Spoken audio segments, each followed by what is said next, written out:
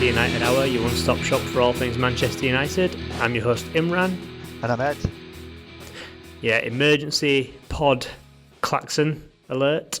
This might be the shortest time between pods we've ever done. We released one yesterday, but with the events of last night, it felt like a good idea to jump back on, and also just for a bit of therapy for you, for me, for Ed, for everyone. That's why we're doing this today.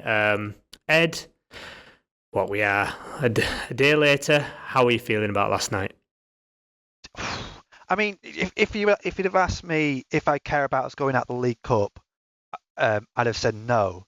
But in the context of it being against Grimsby, having not picked up 3 points against Fulham, then yes, I do care. And it's just an absolute shitter, isn't it, really? It's just, you wouldn't mind if they played well, but they didn't even do that. So, yeah, it's crap. Well, I think you would. I think you somehow would mind if you played well and went up to Grimsby, because that would be. It'd have to be some sort of like force of nature stroke. But yeah, we are obviously. I haven't even set this up. We're talking about the 2-2 draw, lost to penalties with Grimsby last night in the FA Cup. It's I think the lowest opposition United have ever gone out to in a cup. I think it is. League Two. Out in the second round of the cup. I think it's the earliest we've ever gone out in the cup as well. No, we've been out in league. We went out during round 2 to MK Dons, didn't we? Oh, did we? And, yeah, and I think York City as well. But it's not the earliest. But it's the. I think those years we were still in Europe, whereas this year, we can now effectively only win. Well, we're not going to win the league. Let's be honest. We can only really effectively win one trophy this year. So that's also limiting there. I think we have to, if we don't reach the quarterfinals of the FA Cup, I'm pretty sure it's the quarterfinals, it'll be the least amount of games United have played in like a century in a season, something like that. So all these stats are coming out now. So it was a terrible night. It's hard to know where to begin, I guess. The hot topic is obviously Amorim and his comments. I feel like we should start there, because that is the hot topic. Yeah. I think we need to start from the comments after the Fulham game. That's where I think this all starts. Go on then. So after the Fulham game, I can't remember exactly, but he sort of deflects from himself, tells us that Man Utd can't play in the midfield, and he's competing with Bruno for a place. And then, fast forward to today, and that's just sort of a contradictory statement. And I think sort of like the atmosphere around this game starts with the Man Utd stuff. Yeah, so the Man Utd stuff's been cracking on. There were some weird rumours that we consider selling him for 40 million, which seems absolutely crazy, and I don't believe that for a second. But lots of talk about his future, that we'd accept a bid for him if one came in, that he's thinking about leaving. It felt a bit too close to the end of the window for this to even be a thing. Yeah. And we don't have many midfielders, so there was a lot of noise. There's no smoke without fire, etc., etc. And that obviously led into the game where Manu did start. He was the poster boy for the lineup. He was, and he actually played quite well. But then if we go to Amorim's post game comments, a couple of big lines stood out, which was, if we don't show up, you can feel that something has to change, and you are not going to change 22 players again. Mm-hmm. I mean, you can read that into what you will, but you'd think that he's talking about his own position. And then it's the environment, it's the way we face competition. We know that in the moment people pay attention to everything. It's massive, every detail. We showed that performance today. My players spoke for me really loud. So he kept talking about his players speaking for him.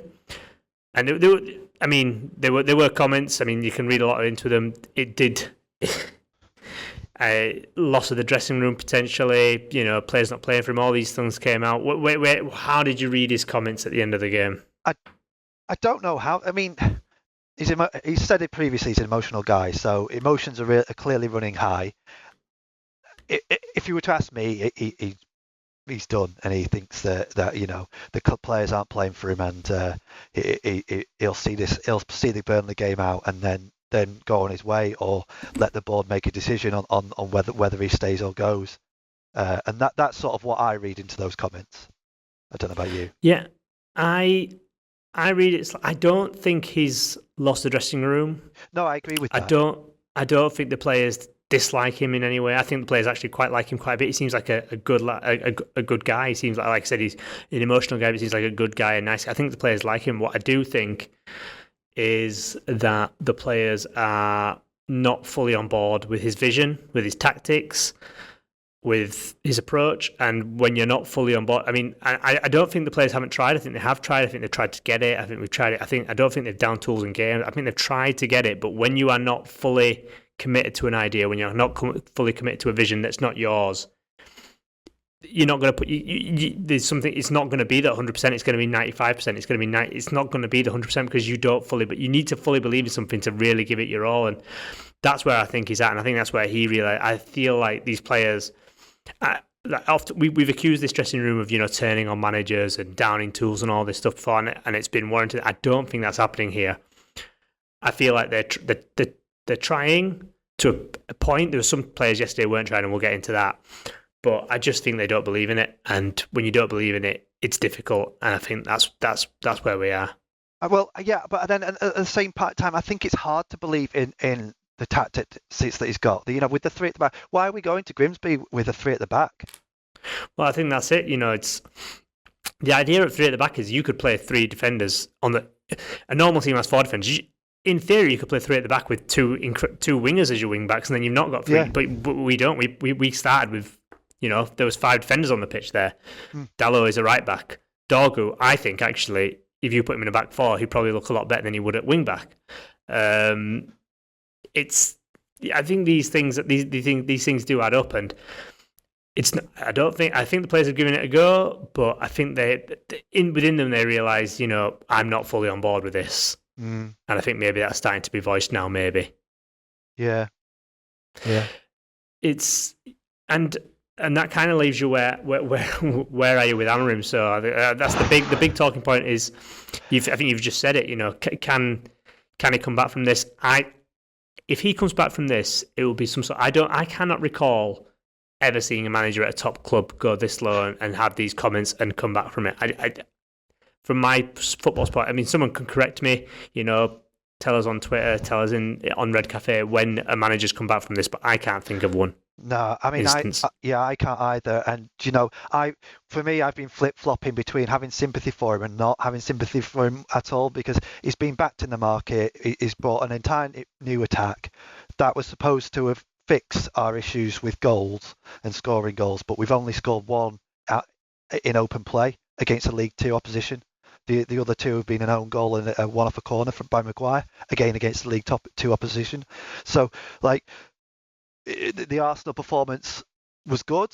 Can you say that it was good enough to be a new dawn that we keep seeing? But I don't know. And with the comments he made after the game, essentially, I mean, he probably essentially threw the players under the bus.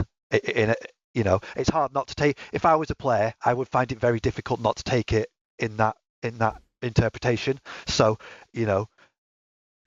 how do you roll back from that? Even if he thinks, actually, no, I can turn this around, and everyone else in the world thinks he can turn it. How do you roll back from those comments? And I don't see it happening.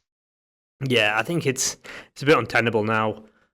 I've been saying I've not been against Amorim. I know that, like Jamie who's on the pod, he's been hammering out for a while. I said give the lad time, but yeah, I think when you're losing to Grimsby in the cup, when you start, I mean, this was meant to be a new dawn.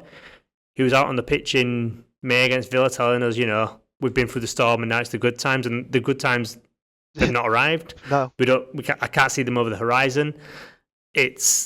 And ultimately, the season's still young. We're 2 games in. The League Cup, if we make the decision now, something different can happen. And the league is not a write-off like it was last year. Last year, we took too long to sack Ten Hag. He shouldn't have been in from the start of the season. We know that now. Yeah.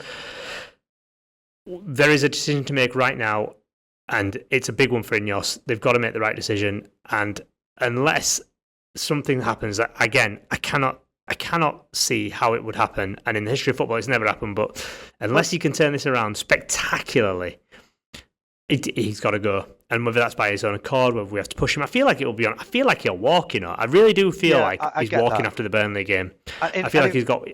In fairness, I'd respect him for that.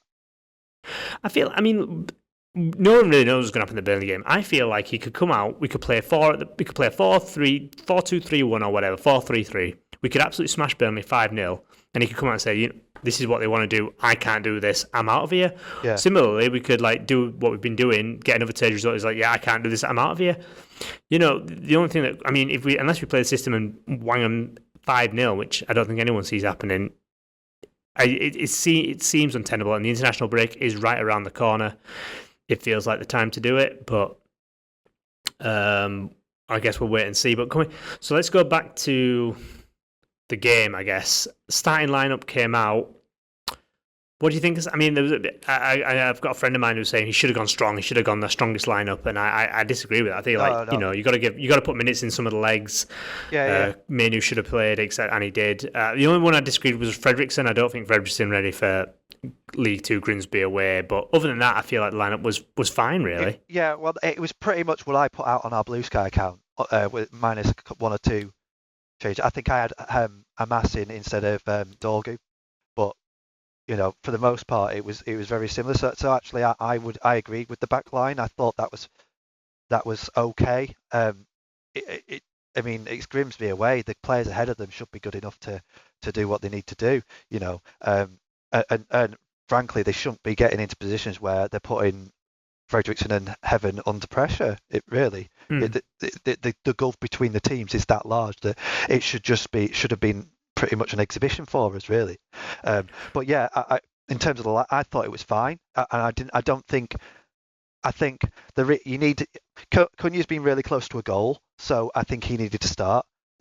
Šeško needs to hit the ground running. We need to have a striker, running behind centre backs and creating space, going for tap-ins and things like that, and to get him on.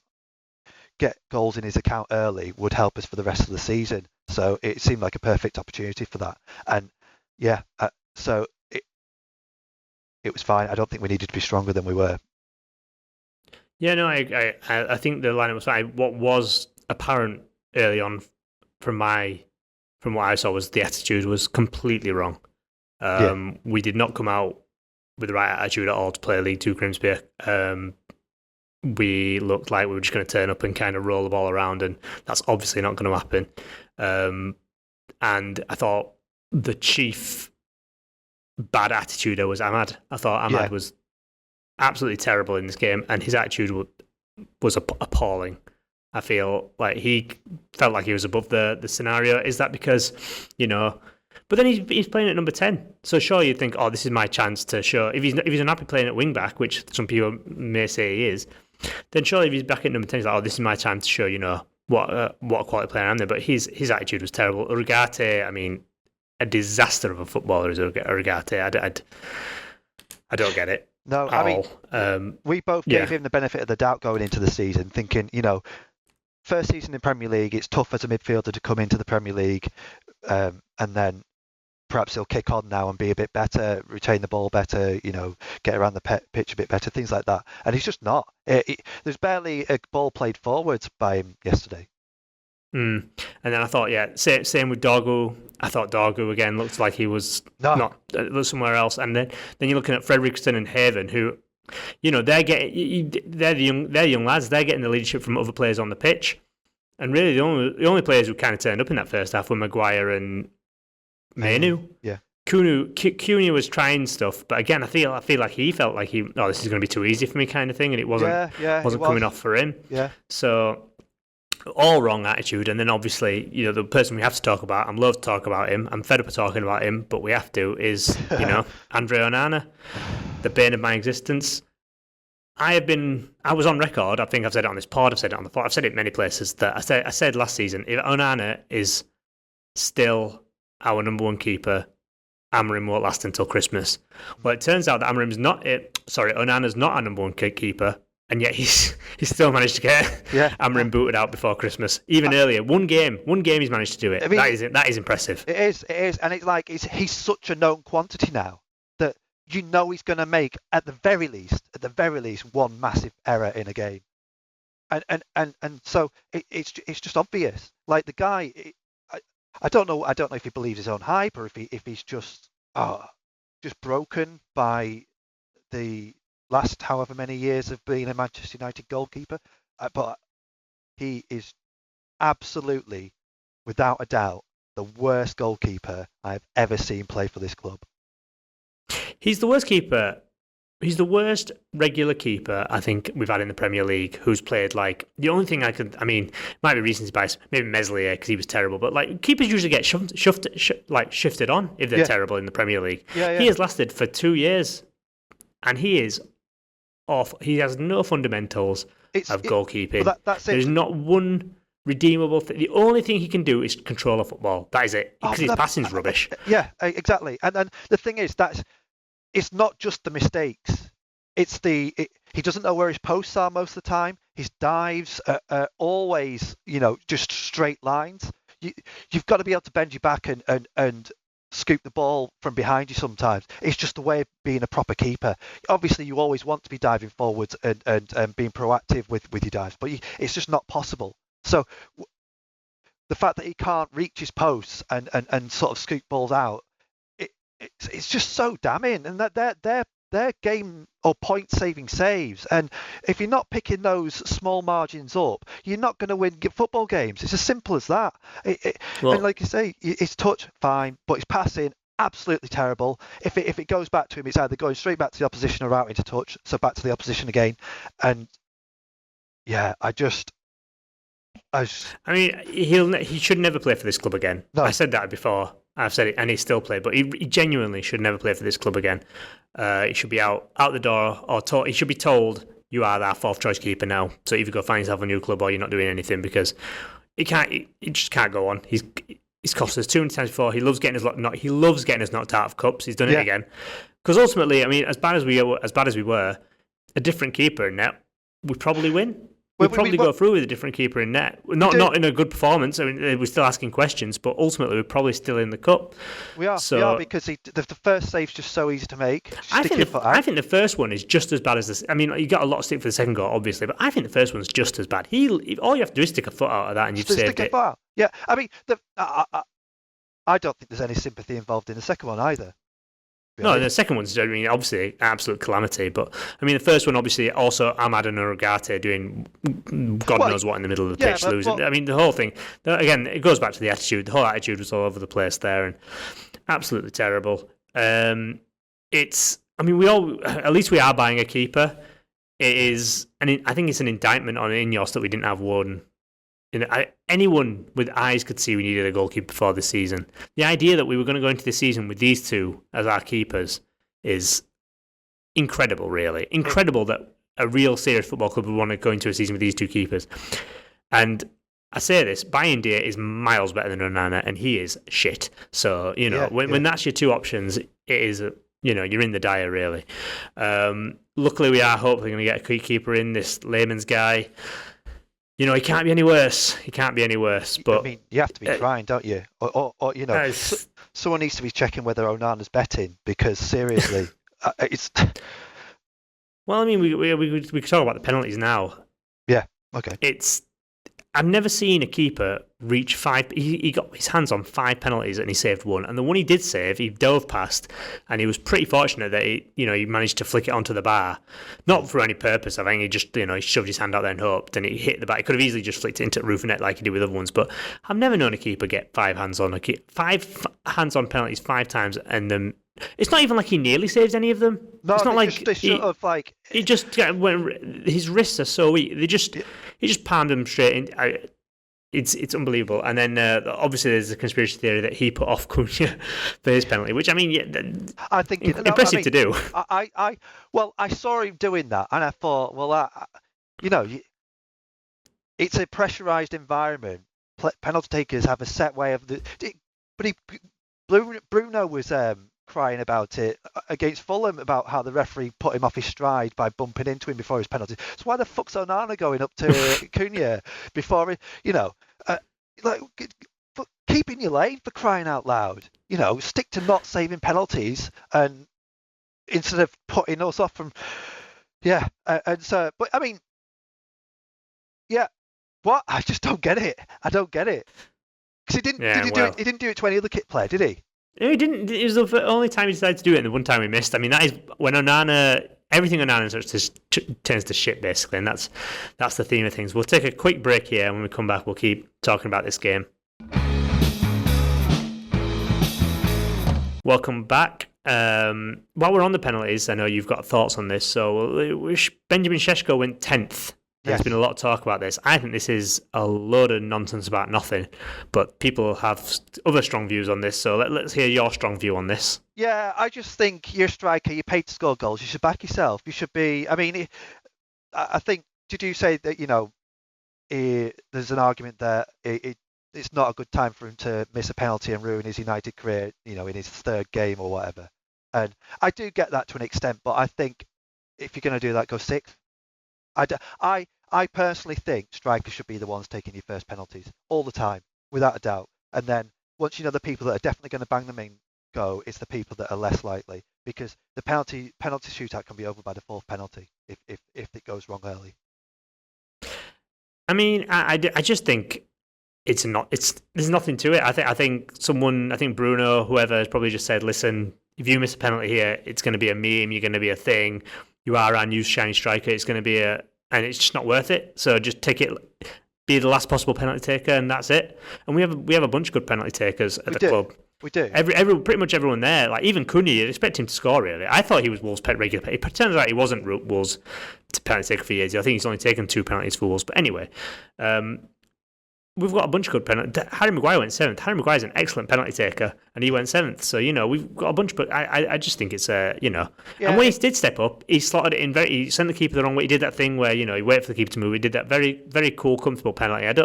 I just think, someone's just thought, if he had either taken Cunha's penalty and missed, or he'd taken the Mbeumo penalty and missed, the discourse today would be a lot different around Benjamin Šeško in a bad way. Yeah. So I think it's probably better he avoided that, and he scored his penalty ultimately. So I think there's not much there. I don't think. In fairness, he did score his penalty, so you can't take that. The best penalty taker at this club is Diogo Dalot. I say he's taken a penalty in every shootout we've taken for ages. I can remember. I think it must be like 7 or 8 now. Every time, bang it corner, no worries. He's a brilliant penalty. He should take all our penalties. He's so thick. He doesn't know what pressure is. He don't know what penalty. He probably don't know what a penalty is. Someone's put that ball there. You just got to put it in net. Oh, okay, cool. And then he just goes and does it, and then he walks off and starts thinking about ice cream. He's a brilliant penalty taker, is Diogo Dalot. Right. So back to the I mean. There are some positives to the game, I guess. And Mbeumo got off the score sheet. That's good. We want Mbeumo to score goals. Maguire, once again, tried his best to save our bacon, like Maguire always does. Love the man. He just scores. Put his big fat head when he needs to it. Whenever he needs to. But that doesn't feel like the story here. The story feels like what now? And that is what now? What happens now? Do you think? I think we go into Burnley. I think we go into Burnley. We play them. What happens there happens, and as you say earlier, either way, I think maybe Amorim sort of throws in the towel. I just don't, like we said earlier, I don't see how it's tenable to continue. And that's it. I mean, either we're sat here a week from now saying, going to post Amorim's career, or we literally are like, how are the next few games? Because after Burnley, we've got Chelsea and City, haven't we? And it could be an absolute dumpster fire. Well, the thing is, though, I back the players to turn up against City. Yeah, because we have done before, but then also, we've seen times where City just absolutely rolls over. So that could also happen. Yeah. The question is then, if it's not Amorim, who is it? Who's next through the door for you? I'm probably one of the last people who thinks Ollie should never have been sacked. It's not Ollie, right? We're not getting Ollie back. It's gone. Right, yeah. Get over Ollie, right? Let it go. Find a let new it go. show. Let Ollie go for a while. Yeah. No, on a serious note, do you feel like Premiership proven managers now is the way to go, or are we going on the continent again? What are we doing? No. I think if I were to choose a manager from the Premier League, it would be Unai Emery. And I know people keep saying, "Oh, that's his level," that blah blah blah. But I don't. So what? Aston Villa play good football. They're tight at the back, and he ekes out results. He's won more Europa Leagues than anyone else, hasn't he? So it's hard to. I don't understand why people snub him. I can't even explain it either. There is just something about Emery that I'm like, no, I don't know what it is. Could be the fact that he's a vampire. I don't know. He does look like a vampire. I mean, I wouldn't turn my nose at Emery if he was the choice and he came in. I'd back that. Yes, there may be a certain level to him, but it's a level that's far above our level at the moment. So absolutely, exactly. If we could do with being a consistent Europa League club because we're barely that at the moment. Yeah. For me, so I think for a while I was like, Glasner is looking like the guy. He's won the FA Cup with Fulham. He just won the Charity Shield. Not that it counts for much, but he did. I am slightly worried about this.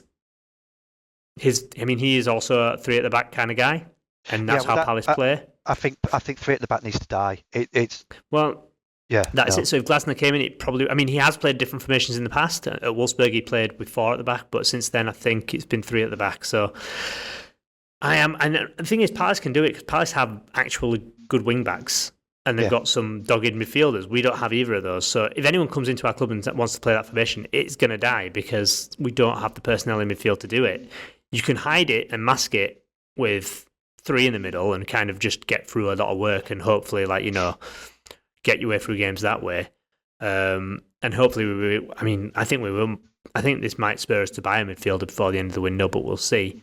So that's why my worry about Glasner is that I'm going to go back to this and we're going to have the same problem. So I'm kind of leaning towards Iraola at Bournemouth. Bournemouth play good stuff, and then my first choice is Marco Silva. I've said it a few times. I think. So you're off the Potter train now. I'm off the pot. Potter's done. Potter, maybe I was wrong on.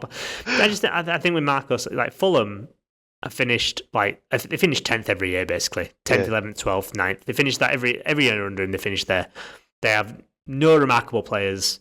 There is just a fine squad of footballers. None of them stand out. Their best players are left back, who nobody's really bothered about buying. It's completely unspectacular players, and yet every year they're hard to beat.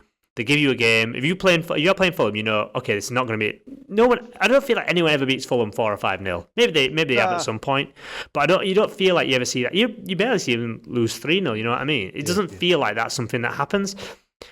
They're a solid team, if unspectacular, but maybe that's what we need to be. So that's kind of where I would go with it. That is where we need to be. That's where Amorim that should have been what Amorim was aiming for when this season. Being hard to beat and scoring the odd goal. I think we want to score more than the odd one, but we can't even do that. Yeah, but I think so. I feel like, again, any of those names I mentioned, I probably wouldn't. You'd be happy with any of them, I guess. And how hard is it, to get these? There's one more we haven't mentioned. Sorry, go on. There's one more we haven't mentioned. Which is Sir Gareth Southgate. Oh, Gareth. I don't think that's. I wouldn't turn up my nose at Southgate at the moment. I won't turn up my nose at anything because it's just something's got to change. Maybe we're constantly going for these people, these fancy Dan managers who everyone wants. Maybe we go for the one who nobody wants. Maybe that's what we need to do. Maybe we need to go for the guy that everyone's like, oh my god, what are we doing here? And that's the one that's gonna. Turn it. That's exactly where I'm at as well. Like before, Southgate was unthinkable, but actually now I think maybe he does a job. God, who knows? I think it's different, and also obviously with 2 games into the season, how can you prize a manager away? It's a tough place to be, but we have to. It's going to be hard. It's easier to do it now than it is to do it in 2 months down the line. Yeah, which is what we did with Ten Hag. So it's something that has to act now. I feel like the club has to be decisive, be strong. Do you think they will? Well, they have to be strong in the fact that if he's going to stay, they have to back him. They have to come out and say, no, he's our guy and he's staying. They need to do one. They can't just, do a Ten Hag and interview people behind his back. They need to be strong one way. It needs to be strong leadership and show something so that we know and the players know and everyone knows what's going on. So essentially, if Amorim's to say we have to buy a midfielder, I think that's the only sort of glaring sort of weakness in the team that still goalkeeper exists. As well, but we have. But that's sort of by the. Well, I mean, but even if we buy a midfielder, do you genuinely feel like this formation will work with a midfielder, this system that will work with a midfielder? I don't feel like I don't. There's a smoking gun midfielder who's going to come in and make everything better. There is just the system fundamentally can work, but you have to have perfect players in these positions. You have to have proper wing backs. We don't have proper wing backs. We have makeshift wing backs or full backs. Yeah. You have to have dynamic midfielders. And we could buy one, but that means we still have another one. Bruno's, I don't mind Bruno in midfield, but he's not a midfielder. No. At the end of the day, Bruno's he's a fine when we are dominating a game. Like in the second half against Arsenal, Bruno is a fine midfielder because he's not having to do anything. But then Fulham were winning 1-0. Bruno lets his man go. Yeah, because he's not a midfielder. So I don't think a midfielder is going to solve it. There has to be something drastic has to happen. And if we come out against Burnley, it's the same thing again. I don't know. I don't know what the crowd's going to do, but it's not. I don't think it's going to be. From what I've seen, his song wasn't chanted. No, not at all. Last night, and his song is usually the go-to. Yeah. So I think there's a bit of a shift. That was the main issue as well. I just don't want it to get ugly because I think everyone kind of likes Amorim. He wears his heart on his sleeve. He's a bit mad, but I think everyone kind of likes the guy. I think he's passionate and well intentioned, but I don't want it to turn nasty. You know what I mean? Yeah. No, I agree. Yeah, I quite like him, and I think it's a shame. I don't think three at the back works in England, and you can say that like Glasner does it, and a couple of other managers have done it throughout the past and been successful with it. But only one team have won the league with it, which is Chelsea won it with Conte, and that's. But it is telling that the top teams don't use it ultimately. No top teams use it. Even Xabi Alonso used it at Leverkusen, but now he's gone to Madrid. He's gone to a back four. You know what I mean? So no real top teams use it, and there must be a reason for that. Yeah. Well, Pep used it at the start of his City career. Yeah, he played. And then he flipped. And then he switched to inverted fullbacks. And stuff like that. And now everyone's playing. Now the thing is playing 4 centre backs. So Amorim, get all your centre backs on. Get them all on. Just don't have 5 of them. Yeah. We can actually look all right with Yoro, Maguire, Dillett, and Martinez at the back. Yeah, that could actually work in some way. But anyway, So we got Burnley on Saturday 3 o'clock. There's a nice thing. Genuinely, I don't know what's going to happen here. I don't know who's going to play. Don't know what formation. Don't know what Amorim's going to look like. I think he should come out. I think he should come out with a totally like shaven head and just look like a psychopath. Go full Britney. That'll be amazing. A proper psycho, and then like wear just like tattered clothes, like he's been in a cupboard all week, but shave his head. That's what we need. I don't know, anything could happen. It's really hard. It's a really hard game to call. Baked bean stains on his shirt.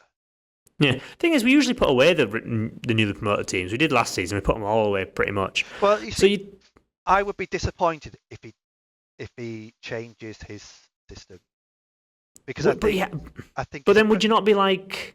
Well, no, fair enough. He's. Yeah, but I think it needs to come. I don't think it needs. I don't think it should come under pressure. In the same way that I half expected him not to play Mainu because it sort of seems like he's bent to some pressure, and I think it should be something that he's decided he wants to do, and not something that's come from an outside force that has meant he feels he needs to change it. Do you know what I mean? But surely isn't that the sign of a good manager? You see what's happening. It is. And then you change, but I guess he's like, for him to have done that, he should have done it a while ago, not now when he's literally at the end of his tether. I would expect him to do that in the game. Like I mean, last night, he should have done it in the game. There's a big problem when you. It feels ridiculous that you're bringing on Mason Mount to be a wing back. A wing back. That feels absurd. I when I saw that happening, I thought, oh fuck, he's finally sort of caught on that you can adapt to a situation. And then all of a sudden, Mason Mount's there running the wing. I'm like, what the fuck's going on? And to be fair, he was good. He was quite It good. was quite good, yeah. But that's not the point. Yeah, and it doesn't matter how far forward he gets. What we needed was a player in midfield to prevent that ball coming beyond the halfway line and keeping the pressure on. And it just wasn't there. It's all well and good having your philosophies and everything, but yeah, I feel like there needs to be an area. We've said it many times. There needs to be an area of adaptability, and the inability to adapt is kind of what's killed him here. Yeah, there's very few. I think there's still some people backing him. I'm sure, change it. But the thing is, I've seen a lot of things. Oh no, not another rebuild. I don't think there is a rebuild to do here. We're still in the process of rebuilding. We've got a lot of new players. Yeah, we've got a fairly okay core of players. We've got a midfielder in there. We'd have a better core of players. We've got another midfielder, even better. We've got a keeper in, but we've got a fairly okay core of players that we just need a different manager with different ideas to do something different with. We don't need a rebuild. Even the culture stuff that Amorim's done has seemingly been all right. All the noise we've got from the summer, the players, it seems like the dressing room's coming together a bit more. It seems like people are, we're lowering the wage. We're doing all this stuff. Yeah. So it's not about, rip it up and start again. It's just about getting a different man in with different ideas. That's it. It's not, and it sort of shows in the amount of goals we've scored. We've had three games, scored 3 goals, sorry. And only one of them's come from open play. And that sort of says it all about the system, really. The fact that we can't prevent goals going in, and also we're not scoring them on the other side of the pitch. I mean, we'll prevent goals better when we have a better goalkeeper, at least. So there is that. But I don't think it is. We're not asking for, when Ten Hag left, it was rip it up, start again. When Jose left, it was rip it up, start again kind of thing. Deadwood. Yeah, we're still in the process of getting rid of Deadwood. Anyway, nothing else really changes. You know what I mean? No. Yeah, different managers will have different ideas on culture and whatever, but you hope in that interview, whatever, when you have someone who's kind of, cultivating a culture Amorim, I feel that's probably the best thing he's done is seemingly, we're not inside, we don't know what's the ins and out, but it seems like the culture is a lot better. So from that perspective, tick. So just continue that work. And with someone different. Ten Hag did the same thing as well. He got rid of a fair few players that were, but then also he pretty much recruited all the Deadwood we currently have. So but we don't know if the ones we got now are Deadwood because they're all pretty much new. You know what I mean? The only thing I feel like Urgate is the only real new Deadwood we've got, and I don't feel like that was that. I don't even know who decided to purchase him. Someone who was blind, I think. So, I think it's just about a different guy and. People might say, Amorim might go on to have an amazing managerial career. He might do, absolutely. That could happen. Could absolutely happen. But it just will. It's just so unlikely to happen here. It's not going to happen now. Right now, in this instance, that we might as well move on. Out of curiosity, and this is sort of by the by, an aside, Rasmus Højlund. So now you're Rasmus Højlund. What are you thinking? Do you leave Manchester United? Well, I'll tell you what, I'll answer that. What a cliffhanger this is. After the break. Welcome back. Yes, so wanted to touch on this briefly. So there is 2 out of the door currently looking like Højlund and Garnacho. Do you get rid of them now? I mean, you've asked me the question. I'm sad to see Højlund go in the sense that, he obviously loved it here, and I feel like there is something in there. I don't know what it is, but there is something in there. I don't think he needs a loan. I would definitely send him on loan, ideally without the fee. I just want the loan, and then he comes back next year and we see where we are. Yeah. But he kind of wants certainty in his future, so you know what? If that's going to happen, fair enough. We might regret it, we might not. Who knows? But I feel like fine. Do you know? I don't think we regret him going, but I do think, like you say, there's something there, and actually there's something. But he's not. I don't think he's ever going to be like a top class amazing striker. And I agree with that. It'll probably be all right. And 45 million is a good amount of change. So it's sad. if he was to somehow stick around, I wouldn't be against it, but I'm not against him going either. And plus, I do feel like Xerxes actually, and I was very harsh on Xerxes this time last year. I hold my hands up to that. And I actually think, there is a decent striker in there with Xerxes, actually. I know he's mainly in but actually I think his hold-up play is pretty good. I think we can make something of a striker out of him. So there is that. Garnacho's the other one. I will be really irritated if we sell him for this 35 million, 40 million that's rumoured. I'll be so annoyed because it's not about getting the money in now. It's about what this means for our future transfer. It just shows us offers a soft touch. It shows that, we will cave to these crap demands. And Garnacho is a player who he's contracted to 2028. He's on a low wage. He is the player we could set. We can't set examples out of other players because we need to get their wages off. But we can set an example with him. We can set an example where we say, you know what? You don't want to go to the club, fine. But Chelsea have to pay up for you. And if they don't, you're not doing anything for a year. We need to be able to do that sacrifice because then clubs will not lowball us. But if we cave now, what does that say? It means, United will cave eventually. Don't worry about it. And that's the problem. Yeah, I agree. But saying that, I don't think he can be in the first squad at all. I think he has to be in the reserve for the season. Yeah, bomb him out. He can be, wherever. Unless the new manager really, really likes him, puts his arm around him and makes him, become super professional, which I don't see happening. But, say that's the case. Otherwise, bomb him out. Nothing to do with squad. Even like telling you manager, you know what, Garnacho, you can't touch him. We're setting an example out of him. Fair enough, but do not get 35 million for him because that is a ridiculous fee. That's what I think. So, but I don't think he should be reintegrated. No, he's just a total tit. And Anthony again should go. I feel like these players should go. Even if we got a new manager in, I don't think it fundamentally changes what needs to happen in the next few days. It's just a new man coming in with new ideas. And new men can come in with new ideas and change things rapidly. That's what happens a lot of the time at other clubs. You know what I mean? So that it just needs to happen at our club. Sorry. Yeah, like to see it. I'd like to see it. Yeah, I mean, Amorim's new manager bounce lasted one game. I'd like to have a manager whose new manager bounce last, I don't know, a month. Remember Ole's new manager bounce? It felt like heaven that day. Jesus. That is, I still live off what that. a time! What a new manager bounce that was. That's what we need to get back. Get him back. Yeah, just for that new manager, just for that sweet new manager. We should bring him back every year for a sweet new manager bounce and then get rid of him. Just keep him on. Yeah. So, well, I mean, I've literally just opened Twitter and Charlie Austin has said we should get Sean Dyche in. So, I think that's at that point, I think it's probably time to wrap up. I think. A bit of a shortened version of United Hour today and a bit of therapy. Hopefully, this was a good listen to get you through the mire of yesterday. But you know what, lads, it cannot get worse until we play a conference team in the FA Cup. Well, until we have to go to Almaty and dump out of the Champions League qualifiers. That's true.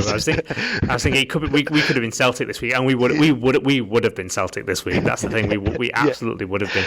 Yeah, flying across half the world just to get me beat. Christ, can you imagine? Oh God, I can. That's the thing. Yeah. Right. Well, thanks for listening, everyone. As always, follow us on Twitter. Follow Blue Sky. Ed's our Blue Sky man. Get us on Instagram. We're on YouTube. We're uploading these to YouTube when I upload them correctly and don't miss out half the audio. Sorry if anyone who heard that last time. I did everything perfectly, trust me. Right, we'll be back after the Burnley. It is an international break, but we'll try to be back soon after the Burnley game. Or, if there is a shock managerial announcement, we'll probably be back after that. So, yeah. Clear. Cheers.